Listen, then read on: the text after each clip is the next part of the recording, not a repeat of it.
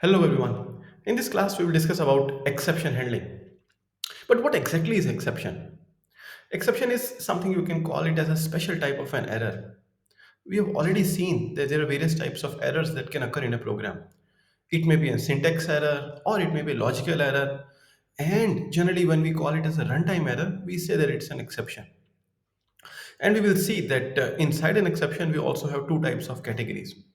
So, what exactly is an exception? So, whenever there is a normal flow of execution of a program and we are expecting to execute something, it's not a logical error, it's not a syntax error, but due to some input being entered unexpectedly wrong or some other access to an array out of the range of the limits of the array or some other reasons the program cannot proceed properly, that they generally are called as an exception.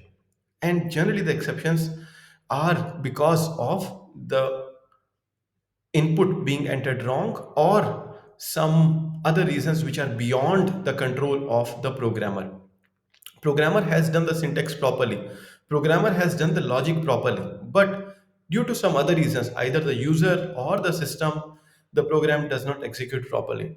Primarily that happens once the program has compiled properly, it has started executing, and then such type of errors occur. These are called as exceptions. The word errors and exceptions are loosely defined till now. We will define it crisply in the definition of Java. Also, there are some exceptions which are called as caught exception and uncaught exception. So there are certain exceptions which are uncaught exceptions. We will also discuss them in detail. But generally, the caught exceptions are the one which the compiler does not even allow to proceed further. The compiler knows that this exception might occur and it just does not allow it to proceed any bit further. These are called as uncaught exceptions. Now, when can an uncaught exception occur? When can a caught exception occur? So let us see this diagram where we will see that there is a class. Class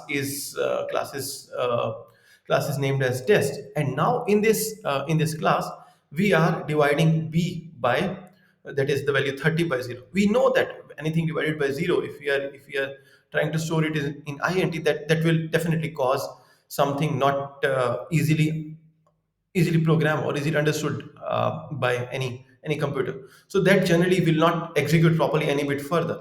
So in such case the Java program will throw an exception. The exception is written here, that is divide by 0. But still we don't know that that exception may occur. It may be possible that the value of c is entered by the user in a different program, so that still the programmer has not done a very blunder or a very big mistake. The user might enter a variable which the programmer has no control of. In such a scenario, we need to work such a bit that okay, that exception occurred, but still we need to proceed further.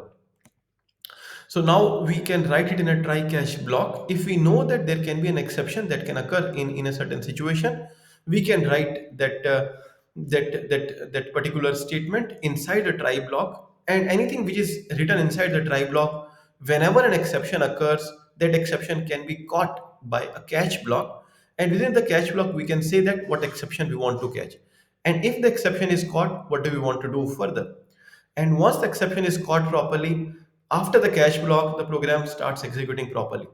Even though the statement inside the try block has not executed to the complete fullest extent as the programmer might have designed. Still, in the catch block, we have caught the exception. We have printed in front of the user and did something, whatever we want to do. And after that point of time, we can keep on exceeding further with our program.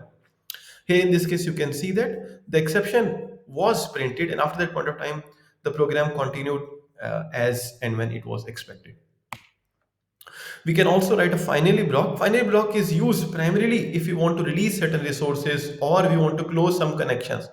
So even if the exception occurs, even if the exception does not occur, it is caught, uncaught, finally block is always executed. So even if the exception occurs, still the code written in the finally block is always executed. If the exception occurs, it is caught, still the finally block is executed. If the exception does not occur, still finally block is always executed.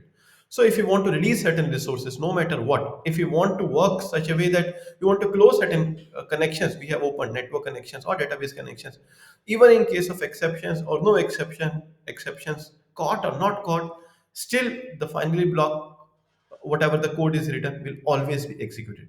That's the use of finally block. In this diagram we can very easily see that there is the main there is a superclass that is called an object, whose whose child are almost all the classes in Java.